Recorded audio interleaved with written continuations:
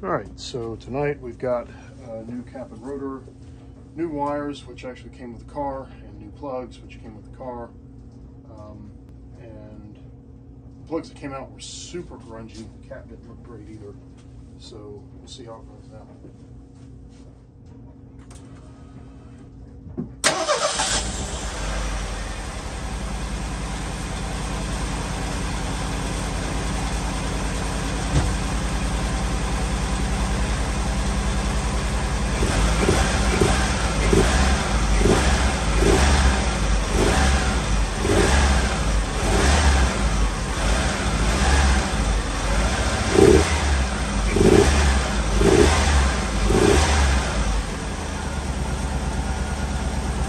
Alright, so it's definitely running on all four.